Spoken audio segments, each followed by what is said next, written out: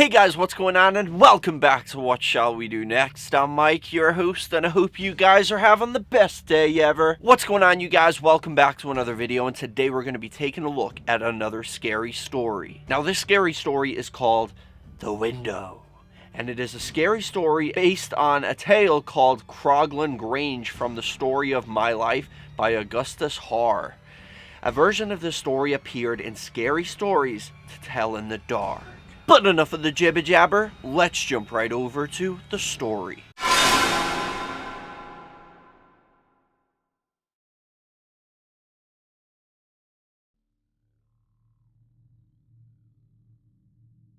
The Window. Many years ago, there was an old one-story house that stood at the top of a hill.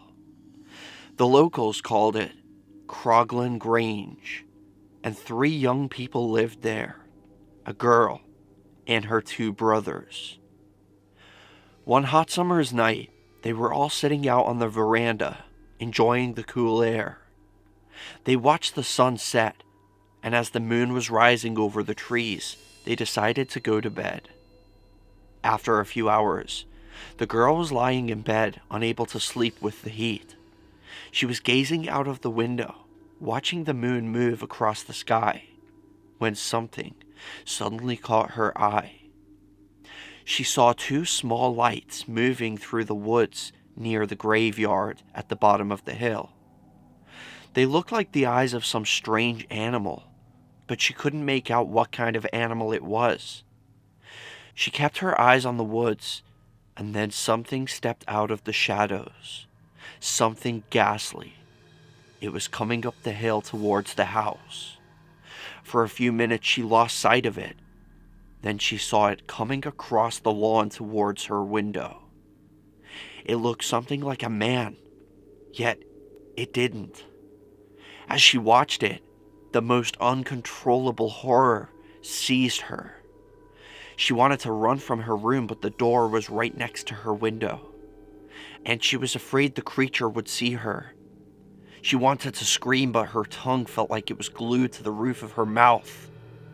She rushed to the door, but before she could open the lock, she heard a scratch, scratch, scratch at the window. When she turned around, she saw a hideous, shrunken brown face with flaming eyes glaring in at her. She tried to scream, but she was so frightened that her voice wouldn't come out. The creature broke a pane of glass in the window. Then it reached in with long, bony fingers, unlocked the window, and crawled inside. The girl tried to escape, but the creature caught her by the hair. It dragged her over to the bed, then pulled her head back and sank its teeth into her throat. She let out a blood-curdling scream and fainted. When her brothers heard the scream, they rushed to her room, but they couldn't get in because the door was locked. By the time they managed to break down the door, the creature was gone. Their sister was lying unconscious on the bed, bleeding from the wound in her neck. While one of the brothers grabbed a towel and tried to stop the bleeding, the other one took off after the creature and chased it down the hill.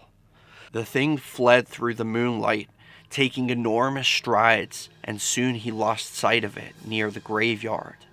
The brother went back to the house to see if he could help his sister.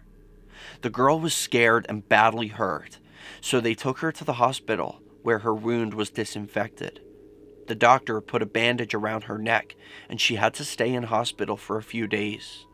Gradually, the wound began to heal, and the doctor said she was well enough to go home.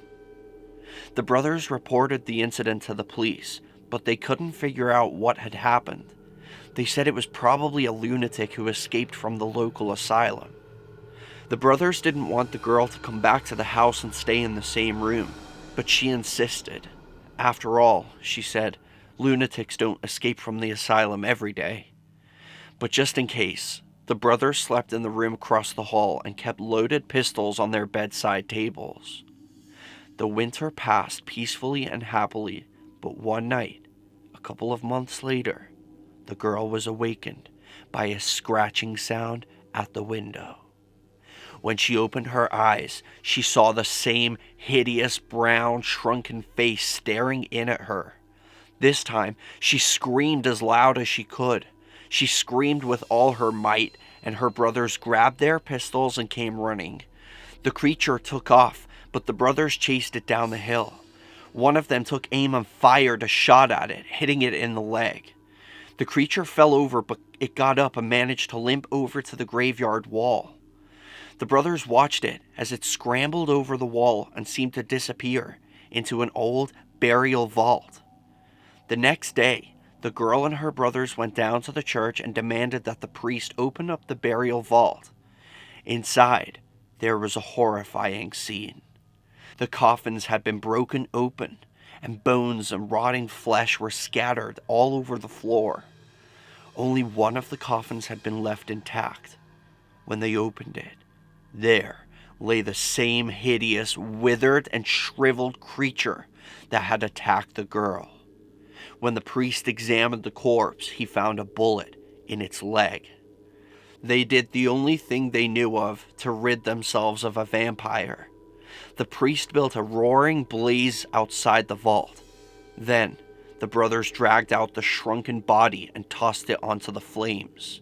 They watched the corpse burn until there was nothing left of it but ashes.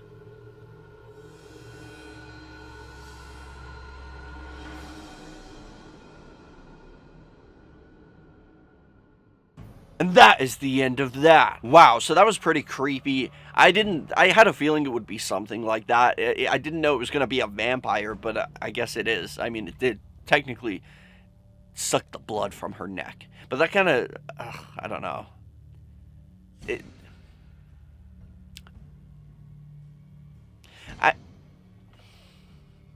You know when somebody gets... I'm not an expert on vampires.